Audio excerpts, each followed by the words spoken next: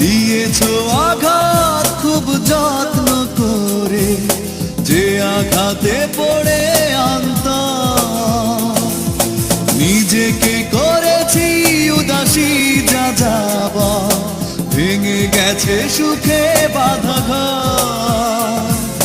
দিয়েছো আঘাত খুব যত্ন করে, যে আঘাতে